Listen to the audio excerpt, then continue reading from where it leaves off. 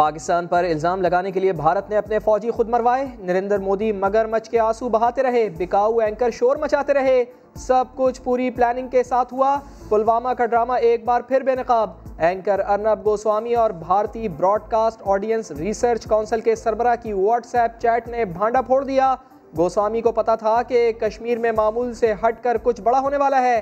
सारे ड्रामे में मोदी का मकसद वोट थे और गोस्वामी रेटिंग चाहता था।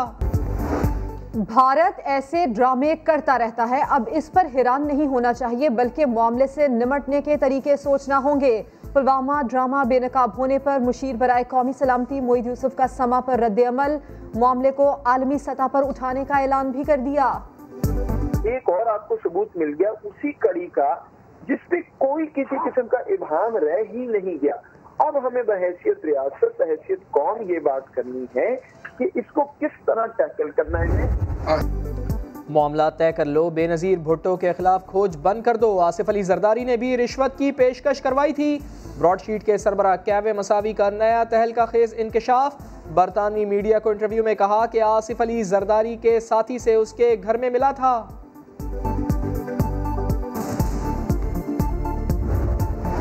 कभी हुकूमत का नाम लेते हैं, कभी ऑपोजिशन का, लेकिन सबूत नहीं देते। बैंक करप्ट कंपनी के मालिक कैवे मसावी जाली खबरों के बादशाह हैं, रोज तमाशा लगाते हैं। रहनुमा पीपल्स पार्टी कमर जमान कायरा ब्रॉडशीट के सरबराह पर बरस पड़े। समा से गुफ्तगू करते हुए कैवे मसावी के खिलाफ कानूनी कार्रवाई का ऐलान भी कर दिया।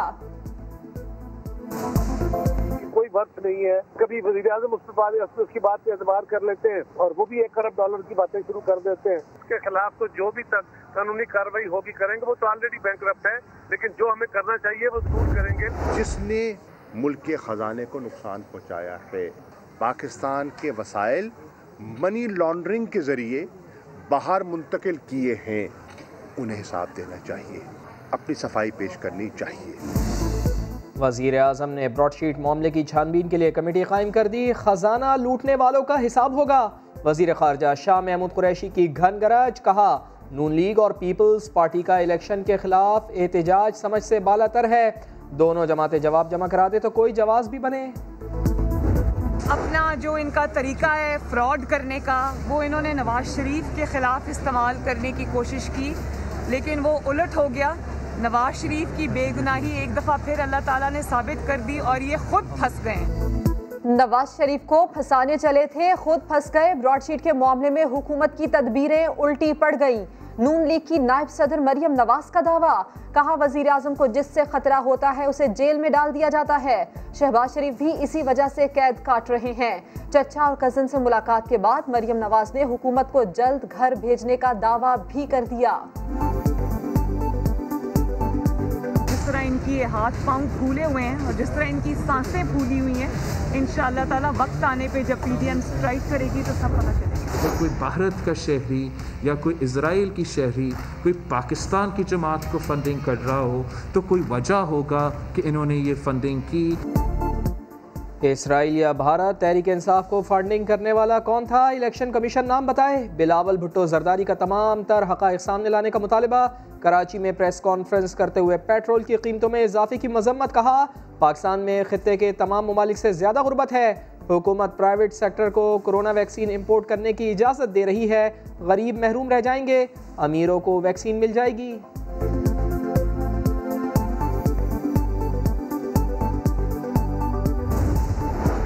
इख्तलाफात अपनी जगह, मगर कराची को बनाना होगा शहर कायद के लिए। विफाक और सिंध हुकूमत एक पेज पर। कराची ट्रांसफॉर्मेशन कमेटी के इजलास के बाद वजीर आला सिंध की वज़रा के साथ गुफ्तगू, कहा सिंध हुकूमत कराची के 3 बड़े मंसूबों पर काम करेगी। आइंदा मानसून से पहले नालों की सफाई मुकम्मल हो जाएगी। असद उमर बोले, इसी तरह सियासी जमातें मिलकर काम करें तो हालात बेहतर हो जाएंगे। हम अर्ली सेंसस करवा लें और अगला इलेक्शन आम इंतखाबात उस नई मर्दमशुमारी की बुनियाद पर कराया जाए। इंशाल्लाह सेंसस अपने वक्त पर ही होंगे। जैसे ही अमीन भाई जिस चेयर कर रहे हैं जिस कमेटी को, वो कमेटी अपनी सिफारिशात रखती है, इसको फौरी तौर से आगे बढ़ा दिया जाएगा।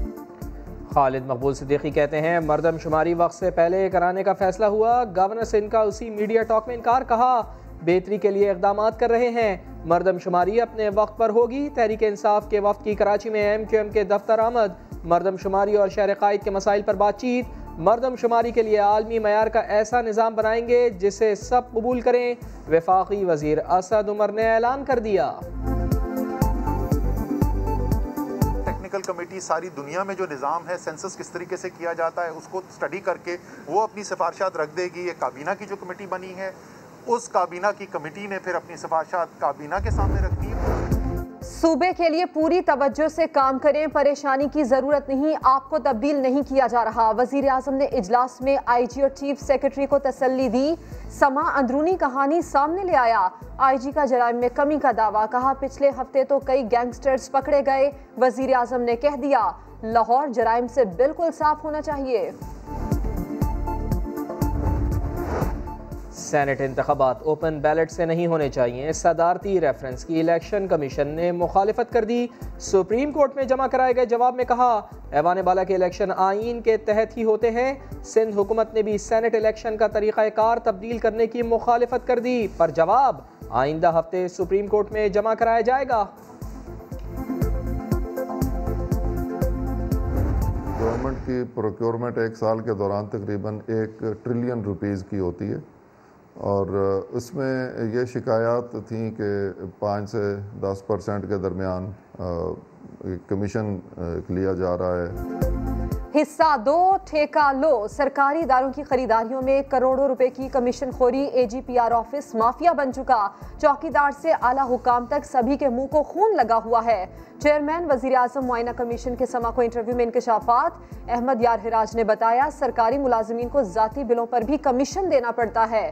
वजीर आजम को रिपोर्ट दी तो वो भी हैरान हो गए। लाहौर में स्ट्रीट क्रिमिनल्स बेकाबू। शादरा में डकैती मुजाहिमत पर दुकानदार को दिन दहाड़े कत्ल कर दिया गया। 2 डाकू दुकान से लूट मार करके निकले तो दुकानदार ने पीछे से आकर पकड़ लिया। दूसरे डाकू ने फायरिंग कर दी। मुल्क में कोरोना की तबाहकारियां जारी। 24 घंटे में मजीद 45 अफराद जाम बहक। कराची में सूरत हाल इंतहाई खराब। एक दिन में 1258 नए केसेस रिपोर्ट। वजीर सेहत सिंध ने तालीमी इदारे खोलने की मुखालिफत कर दी। अजरा फजल पेचोह का कोरोना की शरह 3% तक होने का इंतजार करने का मशवरा।